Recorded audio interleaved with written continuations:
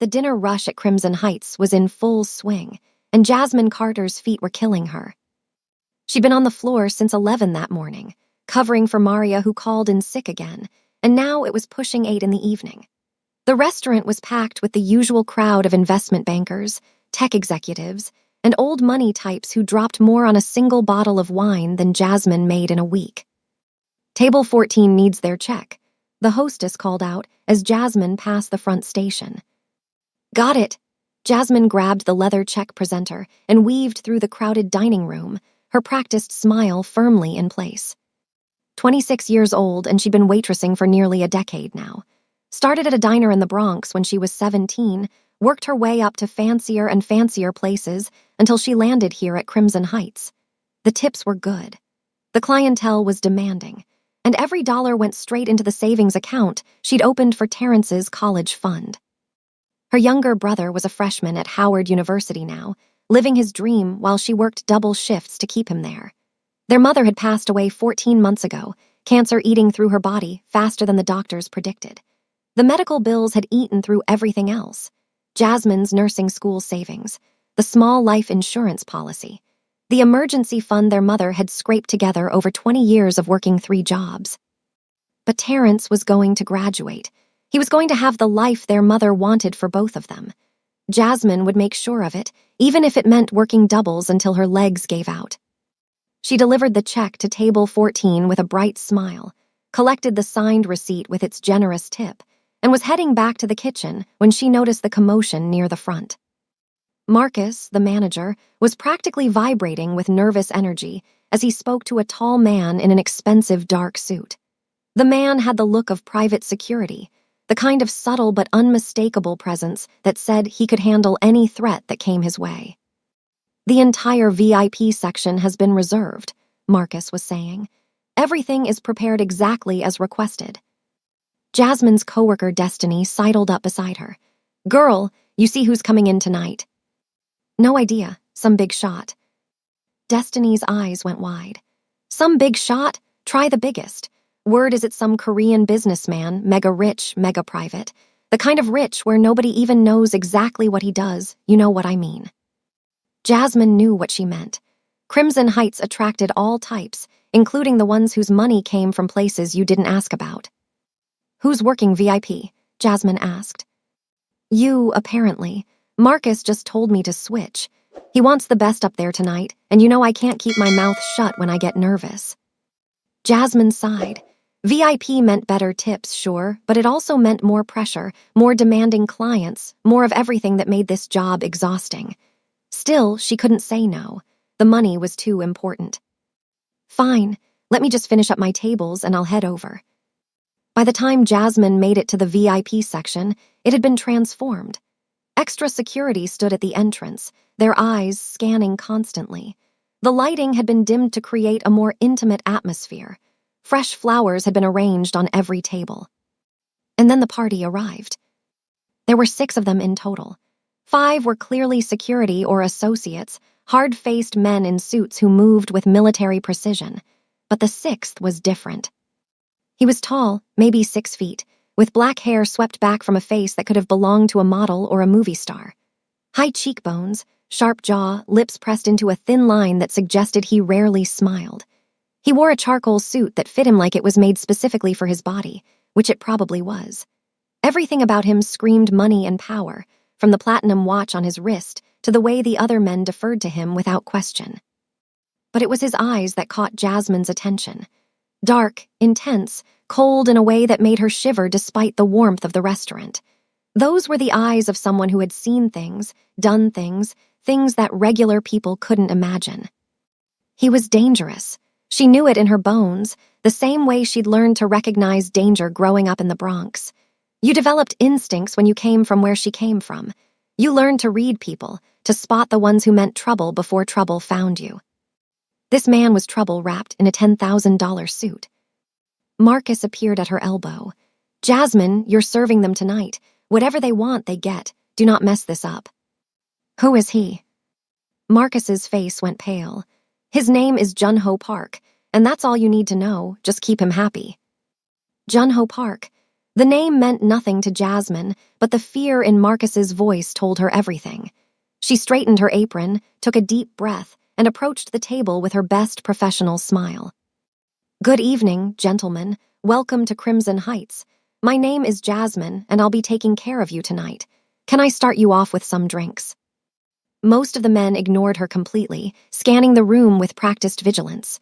But Jun-Ho Park looked up, and for a moment, their eyes met. Something passed between them, recognition almost, though they'd never met, a spark of something unexpected in those cold, dark eyes. Jasmine felt her heart skip, which was ridiculous. She'd served hundreds of wealthy, attractive men. None of them had ever made her feel like she'd been struck by lightning. "Scotch," he said. His voice was low, smooth, with just a hint of an accent. "Macallan 25 neat, for the table." "Right away, sir." As she walked to the bar, Jasmine could feel his eyes on her back. She told herself she was imagining it. The evening proceeded with surprising smoothness. Jun-Ho Park and his associates spoke in low voices, switching between English and Korean. They ordered food but barely touched it. The tension at the table was palpable, though Jasmine couldn't determine its source. She kept their drinks filled, cleared plates efficiently, and maintained a professional distance. Every time she approached, she felt Jun-Ho's gaze on her, tracking her movements with an intensity that should have been unsettling but somehow wasn't. At one point, she reached across the table to retrieve an empty glass, and her arm passed close to his shoulder. He inhaled slightly, and she could have sworn she saw his expression flicker, that cold mask slipping for just a second. "Is there anything else I can get you, Mr. Park?" she asked. The hint of a smile. "You know my name." The reservation was under Park. "Yet you addressed me personally." He tilted his head, studying her. "Most servers simply call me sir. They're too afraid to use my name." Should I be afraid? The question was out before she could stop it. Jasmine internally cursed her mouth, which had always gotten her into trouble. But Jun-Ho Park didn't seem offended. If anything, he looked intrigued. "That depends," he said slowly. "Are you easily frightened?" "Not particularly." "No." His eyes swept over her face, assessing. "I didn't think you were. There's something about you, Jasmine, something different." Before she could respond, one of his associates leaned in to whisper something urgent in his ear. Jun-Ho's expression went flat, all trace of warmth vanishing. He gave a curt nod and turned away from her, dismissing her from his attention completely. Jasmine retreated to the server station, her heart pounding harder than it should have been. What was that about, and why did she care? She shook her head, trying to clear it. Rich men flirted with waitresses all the time. It meant nothing. He'd be gone in an hour and she'd never see him again, and that was fine. That was exactly how it should be. The night wore on. Jasmine served other tables, checked on the VIP section periodically, counted down the minutes until her shift ended. She was exhausted, her shoulder aching from an old injury that flared up when she overworked herself. It was nearly 10 o'clock when she noticed the man at the bar. He'd been there for a while, nursing a drink, but something about him had changed. He was sitting differently now, his body angled toward the VIP section. His right hand was inside his jacket. Jasmine's blood went cold. She'd seen that posture before, years ago, when she was 14 and witnessed a shooting outside her apartment building. The shooter had stood just like that in the moments before he pulled his weapon. Casual, unremarkable, and then suddenly deadly. She looked at the VIP section. Jun-Ho Park was leaning back in his chair, engaged in conversation with one of his associates. His security team was focused on the entrance, on the other diners, not on the bar. The man at the bar stood up. Time slowed down. Jasmine saw him reach into his jacket, saw the glint of metal, saw him turn toward Jun-Ho Park with murder in his eyes. She didn't think. There was no time to think. Her body moved on pure instinct, years of survival reflexes kicking in. "Get down." The scream tore from her throat as she launched herself toward the VIP section. Jun-Ho's head snapped up, his eyes going wide as he registered the threat. His security was already moving, but they were too far away. The gunshot was deafening in the enclosed space. Jasmine felt the impact before she felt the pain. something hot and terrible tearing through her shoulder, spinning her around, dropping her to the ground. Screams erupted around her, more gunshots, glass shattering, bodies moving. She tried to breathe, but her lungs weren't working right. The ceiling lights blurred above her, spinning in lazy circles. Someone was applying pressure to her shoulder, someone else shouting orders. And then Jun-Ho Park's face appeared above her, his cold mask completely shattered. She'd never seen anyone look so shocked, so horrified, so completely undone. "Why?" he demanded. "Why did you do that?" She wanted to answer, but her tongue was too heavy. The pain was really hitting her now, waves of it crashing over her body. She was going to pass out. She knew the signs. "Stay with me," Jun-Ho commanded. "Don't you dare close your eyes, help is coming." But her eyes closed anyway, and the last thing she saw was his face, that cold, dangerous face, twisted with an emotion she couldn't name. Then there was only darkness. If you're watching this right now, please hit that subscribe button. This story is going to take you on a journey you won't forget, and I need to know you're riding with me. Drop a comment and tell me what city you're watching from. It really means everything to me when you engage, and honestly, your support is what keeps these stories coming. Don't scroll past this, just 1 second to subscribe, like, and comment. Thank you, my great family. Now, let's continue. Jasmine woke up in a room that definitely wasn't a hospital. The bed beneath her was too soft, the sheets too silky, the air too clean. Hospitals smelled like antiseptic and industrial cleaner. This room smelled like fresh flowers and expensive cologne. She tried to sit up and immediately regretted it. Pain exploded through her shoulder, and she gasped, falling back against the pillows. "Don't move," the voice came from somewhere to her right. "You'll tear your stitches." Jasmine turned her head slowly, carefully. Jun-Ho Park sat in a leather armchair across the room, watching her with those intense dark eyes. He'd changed clothes at some point, trading the formal suit for a more casual black sweater and slacks. He looked tired. He looked like he hadn't slept. "Where am I?" Her voice came out rough, scratchy. "A private medical facility in Queens. You've been unconscious for 16 hours. 16 hours. Jasmine tried to process that. She remembered the restaurant, the man with the gun, the sound of the shot. She remembered throwing herself in front of a stranger and feeling the bullet tear through her body. Why had she done that? She'd asked herself that question 1,000 times over the years when she thought about that moment, and she still didn't have a good answer. Instinct, maybe. Stupidity, probably. "The assassin?" she asked. "Dead." Jun-Ho's expression didn't change. "My security eliminated him immediately after he fired." Oh, she didn't know how to feel about that. Relieved, horrified, both. "You saved my life." Jun-Ho leaned forward, elbows on his knees. "That bullet was meant for my chest. If you hadn't warned me, if you hadn't moved when you did, I would be dead right now." "I just reacted. I saw him going for a gun and she trailed off. "I didn't really think about it." Most people would have run, would have hidden, would have done anything except throw themselves in front of a bullet meant for a stranger. Jasmine didn't know what to say to that. He was right. It was crazy. She'd risked her life for a man she didn't know, a man who was clearly involved in something dangerous and probably illegal. "The doctors say you were lucky," Jun-Ho continued. "The bullet went through your shoulder cleanly. It missed the major blood vessels, missed the bone. You'll need physical therapy, but you should make a full recovery." "That's good." She looked around the room again, taking in the expensive furniture, the artwork on the walls, the window showing a view of unfamiliar city buildings. "When can I go home?" Something shifted in Jun-Ho's expression. A hardening, a closing off. "That's complicated." "What do you mean, complicated?" "I want to go home. I want to see my brother. I want to go back to my life." "The man who tried to kill me was sent by a rival organization." Jun-Ho's voice was calm, controlled, but there was steel underneath. "They were trying to start a war. Because of your intervention, you've been identified as someone connected to me." "But I'm not connected to you. I was just doing my job." "They don't care about the truth. They care about what they saw. A black woman threw herself in front of me and took a bullet meant for my heart. In their eyes, you're mine now. You're a target." Jasmine's blood ran cold. "That's insane."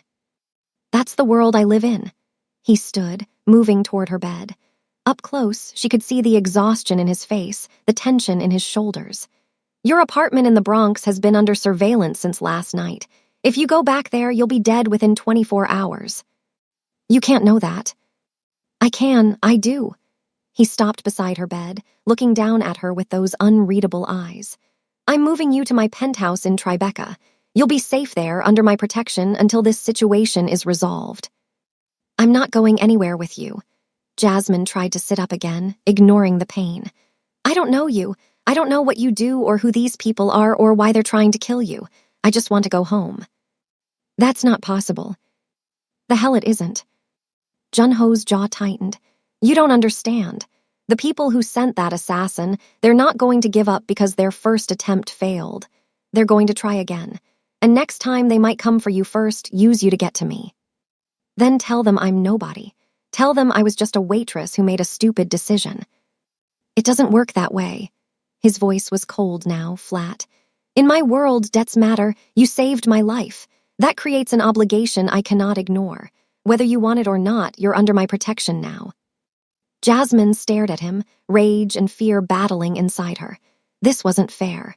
None of this was fair. She'd been trying to survive, trying to make enough money to keep her brother in school, trying to get through each day without falling apart. And now, because of one instinctive moment of insanity, her entire life was being torn away from her. What about my brother? She demanded. He's at Howard University. He doesn't know anything about this. He'll worry when he can't reach me. I'll make arrangements.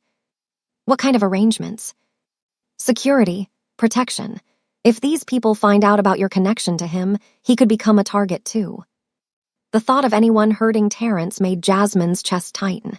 He was just a kid, really. 19 years old, studying business, dreaming of starting his own company someday. He had nothing to do with any of this. I want to call him. I need to tell him I'm okay. Junho shook his head. Any contact could be traced, could put him in danger. For now, it's better if he doesn't know where you are. You can't do this. Jasmine's voice cracked. You can't just kidnap me. I'm not kidnapping you. I'm keeping you alive. He moved toward the door, his shoulders rigid. Rest now. The doctors will check on you in a few hours. Once you're stable enough to travel, we'll move to the penthouse.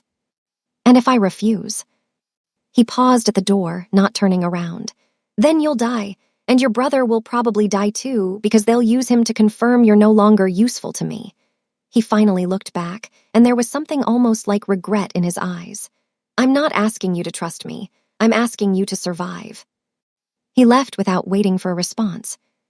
24 hours later, Jasmine stood in the living room of Junho Park's Tribeca penthouse, staring out at the Manhattan skyline. The view was incredible. All of downtown spread out below her, the Hudson River gleaming in the afternoon sun, the Statue of Liberty a tiny green speck in the distance. She'd lived in New York her entire life and never seen the city from this angle. It was like looking at a completely different world. Which she supposed it was. The penthouse was huge. 3 bedrooms, a gourmet kitchen, a library, a home office, more space than she'd ever seen in any apartment. The furniture was all modern and expensive, blacks and grays and chrome. There were very few personal touches. No family photos, no artwork that seemed meaningful, nothing that gave any indication of who Junho Park really was. Her shoulder throbbed beneath the bandages. The doctors had changed her dressings before she left the medical facility, given her prescriptions for antibiotics and pain medication, warned her to take it easy for the next few weeks. She was wearing clothes that someone had bought for her, since everything she owned was back at her apartment in the Bronx. Soft yoga pants, a loose sweater, expensive slippers. Everything fit perfectly, which meant someone had taken the time to figure out her sizes. It was thoughtful in a way that made her uncomfortable. Junho had been called away on business almost immediately after bringing her here. He'd introduced her to the security team that would be stationed in the penthouse around the clock, shown her to her room, and then disappeared. She hadn't seen him since. Fine by her. The less she saw of him, the better. But the hours crept by, and the anger that had sustained her started to fade, replaced by something worse. Fear, loneliness, grief for the life she'd lost. This morning, she'd been a waitress with a plan. Work hard, save money, get Terrence through college, maybe finish her nursing degree someday. Simple, achievable. Now she was a prisoner in a stranger's penthouse, a target of people she'd never met, cut off from everyone she loved. She pressed her forehead against the cool glass of the window and let herself cry for the first time since her mother's funeral. The first week was the hardest. Junho was rarely there. He left early in the morning and returned late at night, if he returned at all. When they did cross paths, he was polite but distant, treating her like a guest he was obligated to host rather than a person he'd uprooted from her entire life. His staff was the same. A housekeeper came twice a day. A cook prepared meals that Jasmine barely touched. Security guards rotated through shifts with military precision. They were all respectful, professional, and completely unwilling to engage in anything resembling normal human conversation. By the third day, Jasmine thought she might lose her mind from the silence. She explored the penthouse, more out of boredom than curiosity. The rooms were all immaculate and impersonal, except for one, Junho's private library. It was smaller than the other rooms, tucked away at the end of a hallway she'd assumed led nowhere. Bookshelves lined every wall, filled with volumes in English, Korean, and other languages she didn't recognize. She found philosophy texts, classic literature, books on architecture and design. There was a comfortable leather chair in the corner, worn from use, and a small table with a half-finished cup of tea that had long gone cold. This was where Junho spent his time, she realized. This was the only room in the whole penthouse that actually felt lived in. She pulled a book from the shelf at random. Marcus Aurelius, Meditations. The margins were filled with handwritten notes in elegant script, some in English, some in Korean, all clearly made by someone who'd read this book many times and thought deeply about its contents. It didn't match. The cold crime boss with bodyguards and expensive suits, reading Roman philosophy and filling notebooks with his thoughts. It was like two different people inhabiting the same body. She put the book back and continued exploring, but she couldn't stop thinking about those notes. On the fifth night, Jasmine couldn't sleep. The pain medication made her drowsy during the day, but did nothing to help at night. She lay in the dark for hours, staring at the ceiling, before finally giving up and wandering out to the main living area. The lights were off, but she could see someone moving in the kitchen. She froze, heart pounding, before realizing it was Junho.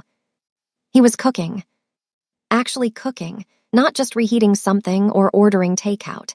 He had vegetables laid out on the cutting board, a pot simmering on the stove, and he was moving through the kitchen with the ease of someone who knew exactly what he was doing. She must have made a sound, because he looked up suddenly, and their eyes met across the darkened room. "Couldn't sleep?" he asked. "No," she stepped closer, drawn by curiosity despite herself. "I didn't know you cooked. One of the few skills I have that doesn't involve violence." There was something almost like humor in his voice. "Sit, I'll make you something." She should have refused, should have gone back to her room, maintained the distance that kept her safe. But she was tired and lonely, and the smell of whatever he was cooking was making her stomach growl for the first time in days. She sat at the kitchen island and watched him work. "It's called doenjangjjigi," he said, not looking up. "A Korean stew. My mother used to make it when I was a child. It's comfort food." "Your mother's still alive." "She lives in New Jersey with my younger sister, Naomi." He added something to the pot, stirred. "I don't see them as often as I should." "Why not?" A long pause. "Because every time they look at me, they see what I've become, and every time I look at them, I remember what I could have been." Jasmine didn't know what to say to that, but something in his voice, a rawness she hadn't heard before, made her want to understand. "What could you have been?"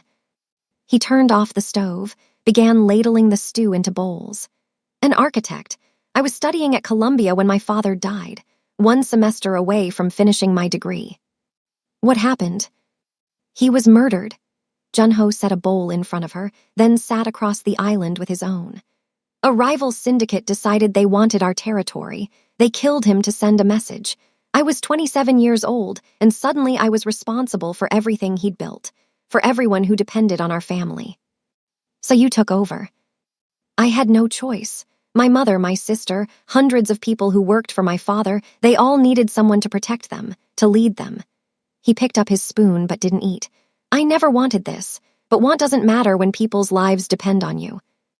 Jasmine thought about Terrence, about dropping out of nursing school to pay their mother's medical bills, about working double shifts until her feet bled so he could have the future he deserved. I understand that, she said quietly. He looked at her then, really looked at her, and something shifted in his expression. Tell me about your life before all this. So she did. She told him about growing up in the Bronx, about her mother working 3 jobs to keep food on the table, about Terrence being born when she was 7 and becoming the best thing that ever happened to their family. She told him about nursing school, about the dream she'd had of helping people, about watching that dream slip away when the cancer came. I was 1 semester away too, she said with a bitter laugh. 1 semester from finishing, and then everything fell apart. I'm sorry. Don't be, it's not your fault. No, but I'm the reason you can't go back to that life now. He set down his spoon, his expression serious. I meant what I said before. I have resources. I could pay for you to finish your degree once this is over. I don't want your money. It's not charity. It's compensation for what my world has taken from you. It still feels like charity. Jasmine pushed her half-finished bowl away. I've worked for everything I have, everything. And now I'm sitting in a penthouse I didn't earn, wearing clothes someone else bought, eating food someone else cooked. I feel like I'm disappearing. Junho was quiet for a long moment. Then he stood, came around the island, and gently touched her chin, tilting her face up to meet his eyes. You're not disappearing, he said. You're surviving. That's what people like us do. We survive even when everything around us is burning. And then, when the fire dies down, we rebuild. His touch was warm.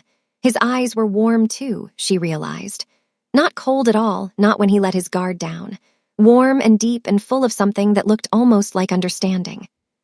Your shoulder, he said, his fingers trailing down to hover over the bandage visible at her neckline. Does it still hurt? Sometimes. May I? She nodded, not trusting her voice.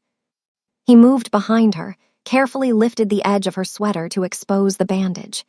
His fingers were gentle as he checked the dressing, so gentle she could barely feel them. It's healing well, he murmured. The doctor will be pleased. Junho. He stilled at the sound of his name. Why do you care so much? About me, about my shoulder, about any of this? You could just keep me locked in a room somewhere until the danger passes. You don't have to cook for me at 2 in the morning. He was quiet for so long she thought he wouldn't answer. Then his hands dropped from her shoulder, and he stepped back. I don't know, he admitted. But when I saw you fall, when I saw the blood, he shook his head. Something broke in me, something I didn't know could still break. Their eyes met again, and the air between them crackled with tension, with possibility, with the terrifying potential of something neither of them had expected. Get some sleep, he said finally, stepping back. We'll talk more tomorrow. He walked away, and Jasmine sat alone in the kitchen for a long time, trying to make sense of what had just passed between them. 3 weeks, 3 weeks of living in the penthouse. 3 weeks of slow healing and careful conversations, and something building between them that neither would name. Junho had assigned her a personal bodyguard named Diego Martinez, a stocky Puerto Rican man with kind eyes and a quick smile. He was nothing like the other security guards, willing to actually talk to her, to treat her like a person instead of a package to be protected. He's not what you think, you know, Diego said one afternoon as they sat in the living room playing cards. The boss. What do I think he is? A monster, a criminal, someone who chose this life because he wanted power. Jasmine shrugged, focusing on her cards. I don't think that. Good, because you'd be wrong. Diego laid down his hand, a winning flush. I've been with him for 6 years, watched him take over after his father died, watched him try to hold everything together. You know what he did first thing? What? Shut down the drug trade. Completely. His father had been running heroin through the ports for years. Junho said no more, said he wasn't going to profit off people's addictions. Jasmine looked up, surprised. I didn't know that. Most people don't. It cost him millions and it made a lot of enemies. But he did it anyway because he thought it was right. Diego gathered the cards to shuffle again. He's not perfect. He's done things that would make you sick, but he's trying to be better than what he inherited. That counts for something. Jasmine thought about that conversation for days. Thought about the philosophy books in the library, the notes in the margins, the way Junho's eyes went soft when he talked about his mother and sister. Thought about the man who cooked comfort food at 2 a.m. and checked her bandages with gentle hands. She was starting to see him differently, and that terrified her. One night, she confronted him about the debt. She'd learned from Diego that Junho had been paying off her mother's remaining medical bills, had quietly arranged for round-the-clock security for Terrence in D.C., had been making her problems disappear, without ever saying a word to her about it. "You had no right," she said, standing in his office doorway. "That was my debt, my responsibility." Junho looked up from his computer, his expression unreadable. "It was handled." "That's not the point. You can't just fix my life without asking me. I'm not a project, Junho. I'm not some problem to be solved." He stood, moving around his desk toward her. "I wasn't trying to." "You were. You've been treating me like a child since the moment I woke up in that medical facility. Making decisions for me, controlling what I can do and where I can go, throwing money at everything like that makes it okay." "I was trying to help." "I don't want your help," she was shouting now, weeks of frustration boiling over. "I want my life back. I want to see my brother. I want to go back to work. I want to sleep in my own bed in my own apartment. I want to stop feeling like I owe you something I can never repay." Junho's control finally cracked. "You don't owe me anything. You saved my life. If anything, I owe you." "Then let me go." "I can't." He was close now, close enough that she could see the pain in his eyes. "Don't you understand? If you leave, if something happens to you, I'll never forgive myself. I've watched too many people die because I couldn't protect them. I won't add you to that list." "That's not your choice to make." "Then help me make a different one." His voice dropped, ragged with emotion. "Tell me what you need. Tell me what would make this bearable and I'll do it. Anything. I need you to stop pretending this is just about keeping me safe." The words came out before she could stop them. "I need you to admit there's something else going on here." The silence stretched between them, heavy and charged. "There is," Junho said finally. "I can't stop thinking about you. You haunt every moment of my day. When I'm working, when I'm supposed to be focused on survival, all I see is your face. All I hear is your voice. Junho, your fearlessness, your defiance, the way you look at me like I'm not a monster." He reached out, touched her cheek, so softly it was almost not there. "You make me feel things I thought died when I entered this life, and it terrifies me." She should have pulled away, should have maintained the distance that kept her safe. Instead, she kissed him. It was explosive, desperate, hungry in a way she'd never experienced. His hands tangled in her hair, her arms wrapped around his neck, and for a perfect moment, nothing existed except the two of them and the electricity between them. Then reality came crashing back. The door burst open.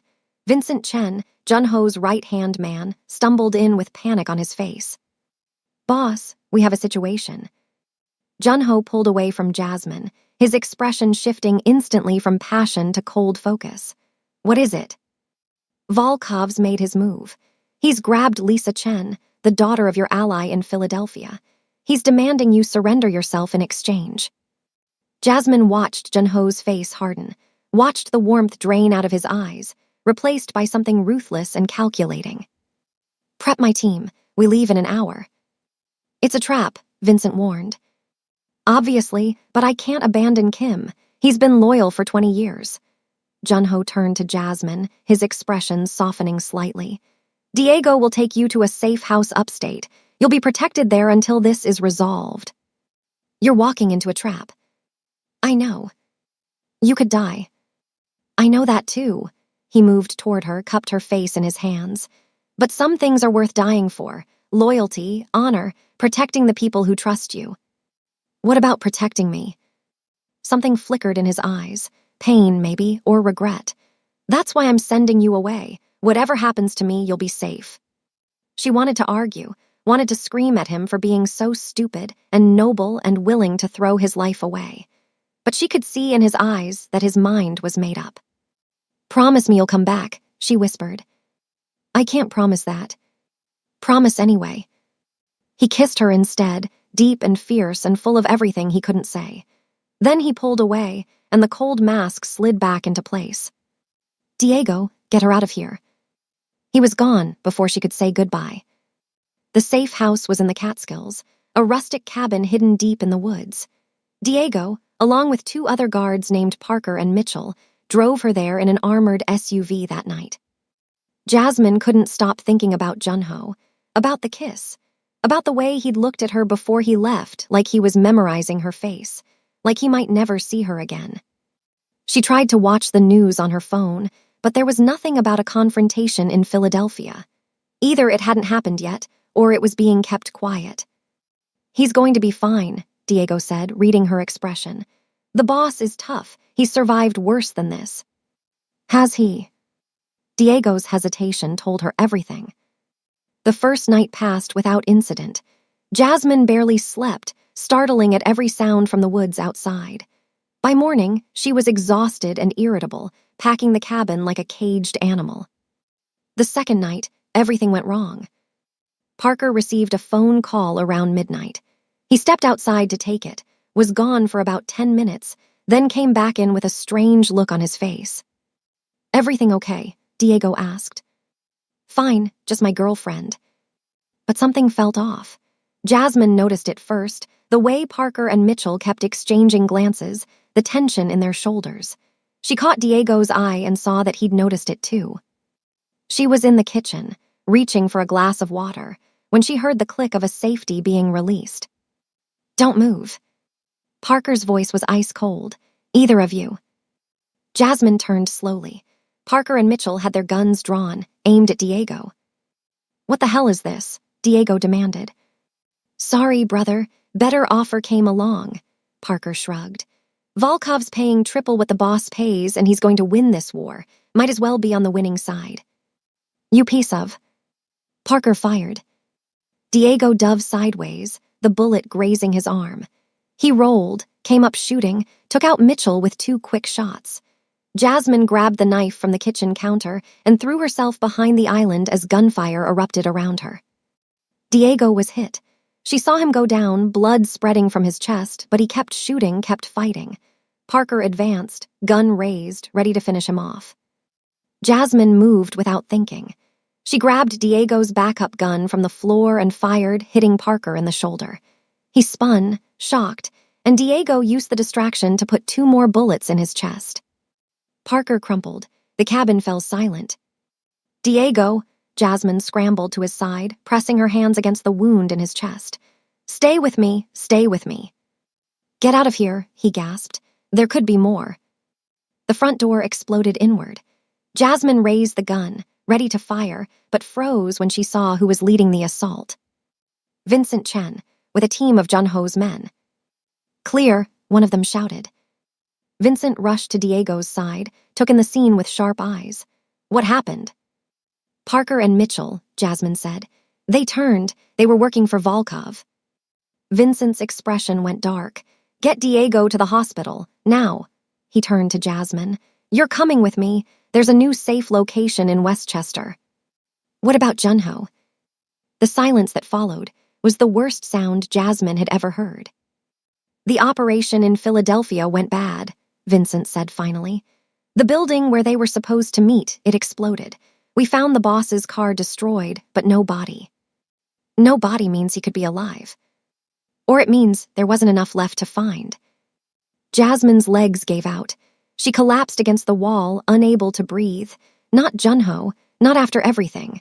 Not after she'd finally let herself feel something for him. "We're not giving up," Vincent said. "We're still searching. But right now, my priority is keeping you safe." Those were his orders. He made me swear before he left that no matter what happened to him, you would be protected. He helped her to her feet, guided her out of the cabin, into another armored vehicle. The drive to Westchester was a blur of grief and shock and desperate hope. Alone in her new room, surrounded by guards she didn't know, Jasmine finally let herself fall apart. She cried until there were no tears left, until her throat was raw and her eyes were swollen. Junho couldn't be dead. He couldn't be. She refused to believe it. But as the hours passed with no word, hope became harder and harder to hold on to. 3 days of silence. Vincent had taken over operations, trying to hold Junho's organization together while hunting for the mole who had fed information to Volkov. The security around Jasmine had tripled, but she barely noticed. She moved through each day like a ghost, going through the motions of eating and sleeping without actually being present. On the fourth night, her phone buzzed with a message from an unknown number. Trust no one. Vincent is the betrayer. Get to Grand Central Terminal, track 34 tomorrow at noon. Come alone. Jay. Jasmine's heart stopped. Jay, it had to be Junho. He was alive. He had to be alive. But the message said Vincent was the traitor. That didn't make sense. Vincent had saved her life at the cabin, had been coordinating the search for Junho, had seemed genuinely devastated by his disappearance. Unless it was all an act, unless Vincent had been playing them from the beginning. Jasmine spent the night going over everything she knew. The assassination attempt at the restaurant, the ambush in Philadelphia, the traitors at the safe house. Someone high up in Junho's organization had been feeding information to the enemy. If that someone was Vincent, it would explain a lot. But what if this message was a trap? What if someone was using Junho's name to lure her out? She didn't care. If there was any chance Junho was alive, she had to take it. The next morning, she faked a headache, waited for the shift change, and slipped out through a bathroom window. She used the emergency cash Diego had given her to take public transportation into the city, constantly checking over her shoulder for anyone following. Grand Central Terminal was crowded at noon, tourists and commuters filling the main concourse. Jasmine made her way to track 34 and waited, her heart pounding. Noon came and went, nothing. She was about to give up when someone grabbed her arm. Don't scream, don't draw attention, just come with me. It was a young woman, Asian, maybe mid-20s, with Junho's same dark eyes and sharp cheekbones. She was wearing a baseball cap and oversized jacket, trying to blend into the crowd. Who are you? Naomi Park, Junho's sister. Please, we don't have much time. Naomi led her through the station, down a series of service corridors, out a back exit where a car was waiting.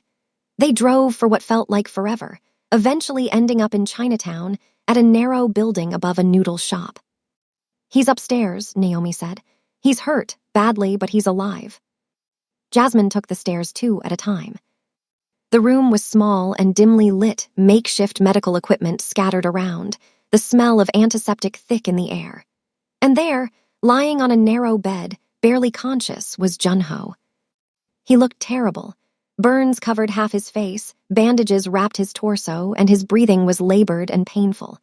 But his eyes were open, and when he saw her, something like peace washed over his features. You came. She was at his side in an instant, hands checking his pulse, his temperature, cataloging his injuries with the nursing knowledge she'd never forgotten. You're an idiot. You should be in a hospital. Can't. Vincent has eyes everywhere. He tried to sit up, winced in pain. He's the traitor. He's been working with Volkov the whole time. The assassination attempt, Philadelphia, all of it. Why didn't you tell someone? I didn't know for sure until the explosion. Vincent set it up, meant to kill me and take over, but I got lucky. Blast threw me clear. He gestured weakly at his injuries. Mostly clear, anyway. Jasmine's hands were shaking. With relief, with fury, with the overwhelming need to keep him safe. What do we do now?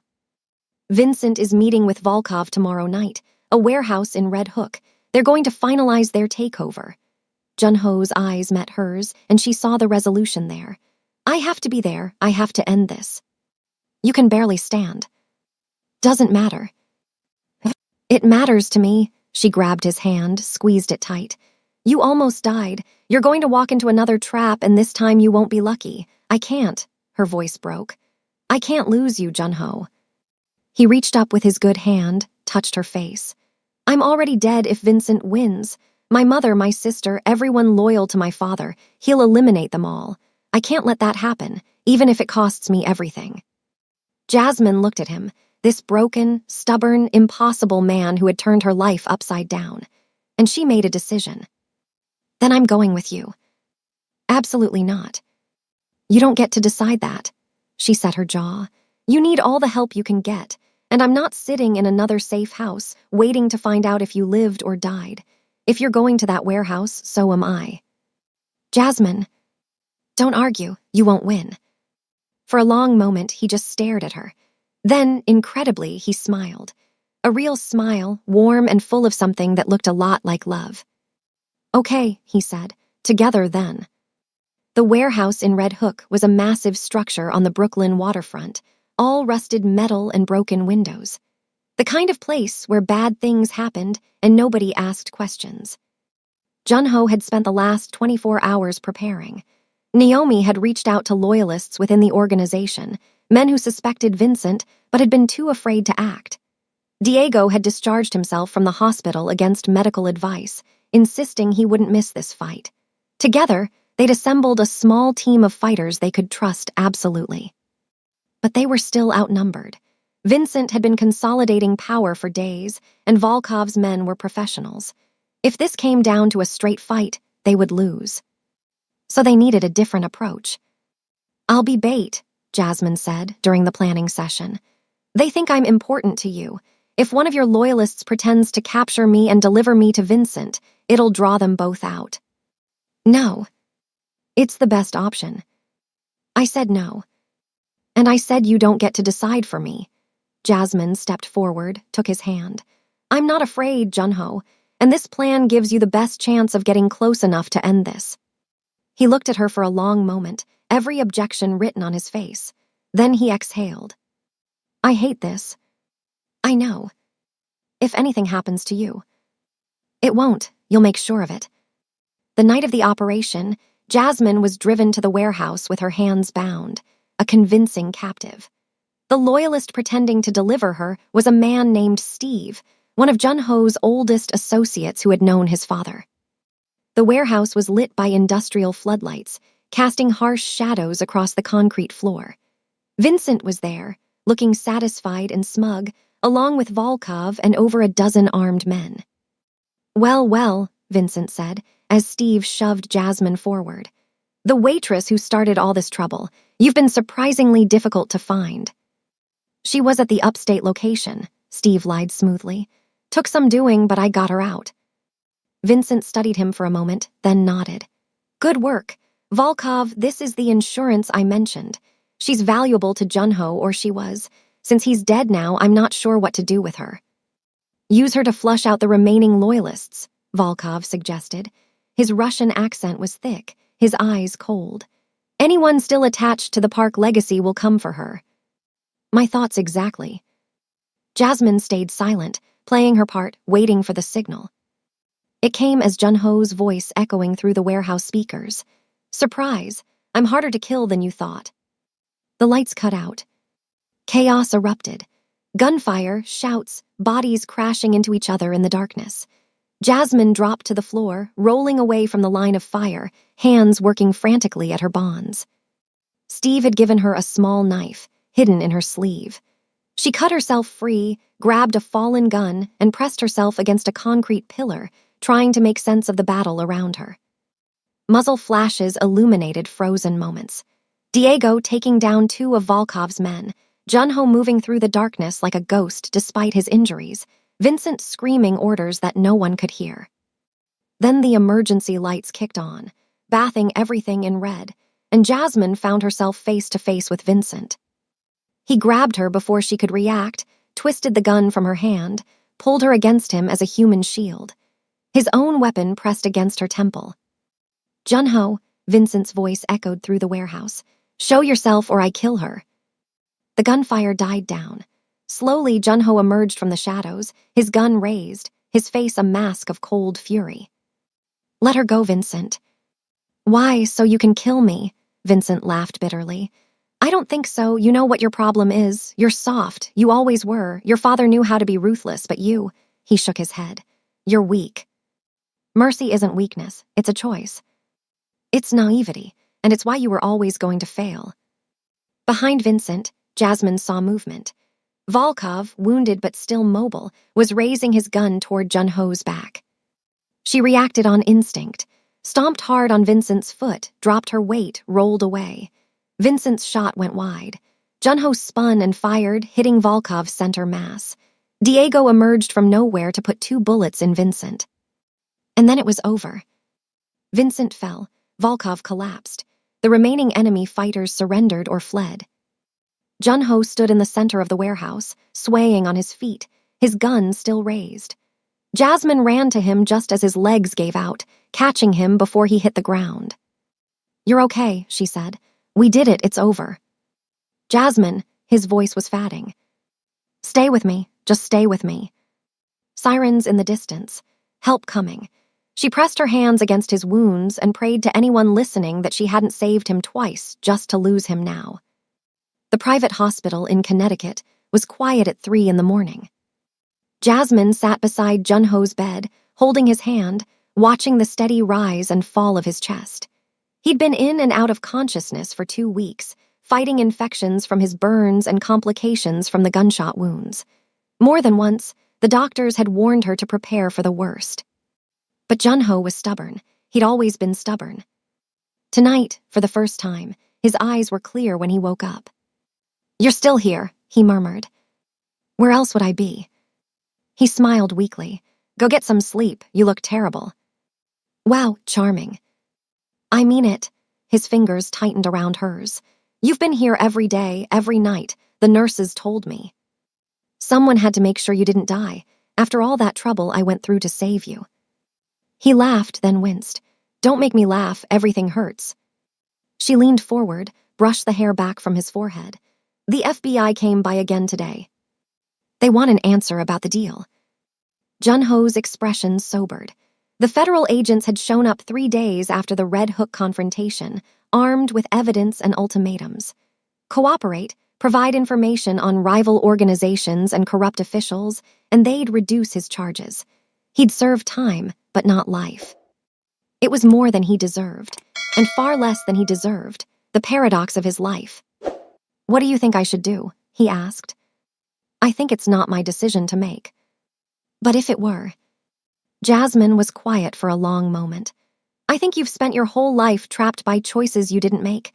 Your father's death, the organization, all of it. This is a chance to choose something different, to be the person you wanted to be before duty got in the way."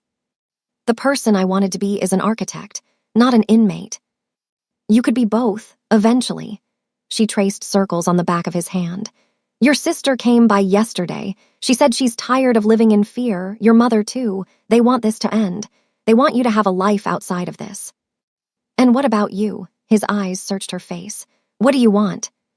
"I want you to be free, really free, not just out of prison, but free from everything that's been weighing you down."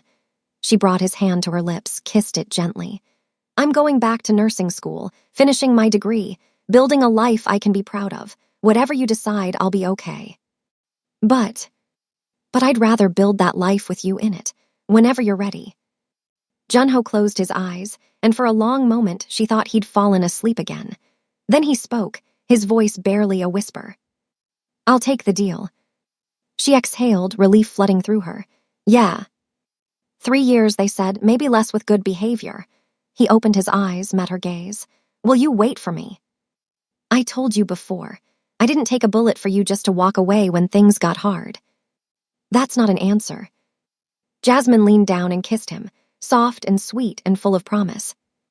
"Yes," she said against his lips. "I'll wait." 3 years later.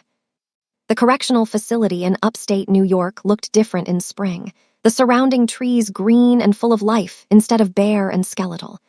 Jasmine had made this drive dozens of times over the years, in every season, in every weather. She knew every mile of it by heart. But today was the last time. She parked in the visitor lot and waited, her heart hammering in her chest.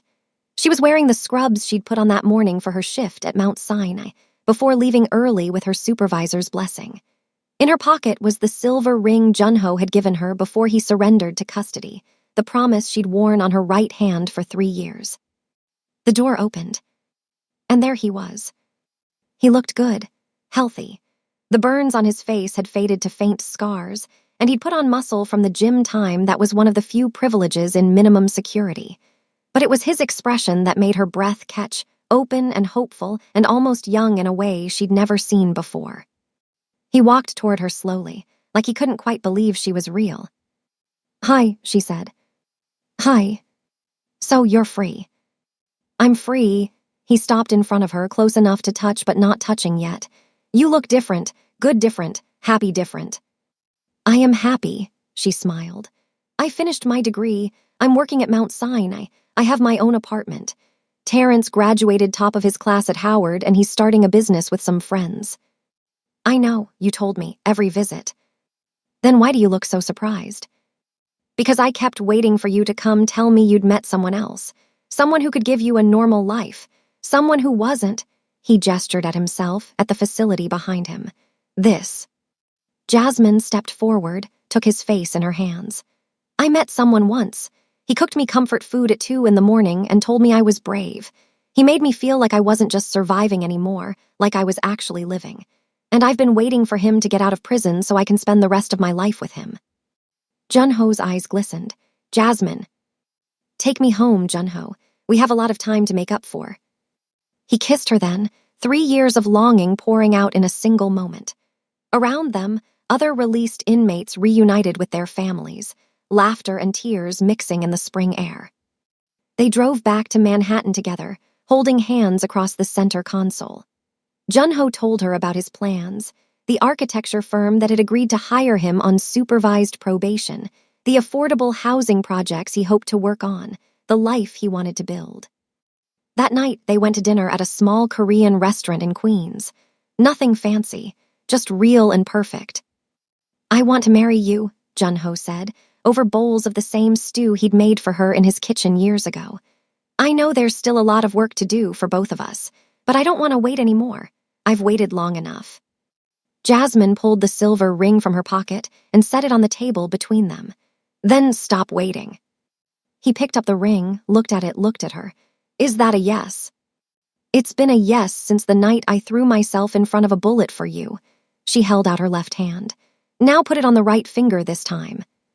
He did, and then they were both crying and laughing and holding each other in a restaurant booth, while the other diners tried not to stare. They walked through Central Park as the sun set, hands intertwined, talking about everything and nothing. At a specific bench, Junho stopped and pulled her close. This is where I used to come when I was at Columbia, he said. Before everything changed, I'd sit here and dream about the buildings I was going to design, the life I was going to live. He kissed her forehead. I never imagined it would include you, but I'm so glad it does. I love you, Junho. I love you too, Jasmine, more than I ever thought I could love anyone. They walked away together as the city lights flickered on around them, two people who had found each other in violence and chosen love despite everything. 1 year later. Jasmine adjusted her stethoscope and checked the time. 5 minutes until her lunch break. Perfect. She finished up with her patient, a sweet elderly woman who reminded her of her mother, and headed down to the hospital's main entrance. Junho was already there, wearing a hard hat and dusty work clothes, a grin spreading across his face when he saw her. How's the housing project? She asked, as he pulled her into a hug. Ahead of schedule. We break ground on Phase 2 next month. They found their usual bench in the small park across the street and unpacked the lunch he'd brought. Korean food, always Korean food, the recipes he'd learned from his mother and taught himself to perfect. Terrence called this morning. Jasmine said between bites. His company just landed their first major client. That's amazing. He's going to do great things. He learned from the best, she smiled. His big sister, obviously. Junho laughed. Obviously. They ate in comfortable silence for a while, watching office workers rush past, enjoying the warmth of the spring sun. Jasmine's ring caught the light, sending little sparkles dancing across their laps. We should have Mom and Naomi over for dinner this weekend, Junho said. I want to try that new recipe I found. Sounds perfect. She leaned against him, his arm wrapped around her shoulders. 4 years ago, she'd been a waitress working double shifts, barely surviving. Now she was a nurse, a wife, part of a family she'd never expected to have. Life wasn't perfect. Junho still had 2 more years of probation. The scars from his burns sometimes ached on cold days. Jasmine still had nightmares occasionally, flashes of gunfire and blood. But they had each other. They had love. They had a future they were building together, one day at a time. Hey, Junho said softly. Yeah. Thank you for saving my life, for waiting, for everything. Jasmine tilted her face up to kiss him. Thank you for being worth saving. They finished their lunch, kissed goodbye, and went back to their separate days. Her to the hospital, him to the construction site where affordable homes were rising from the ground. Two people who had started as strangers, brought together by violence, transformed by love. And they lived, not happily ever after because life doesn't work that way, but happily enough. Happily together, happily in love. That was more than enough. Thank you for watching to the end. Please remember to click the subscribe button and make sure you like this video, and tell me in the comments where you're watching from. Thank you.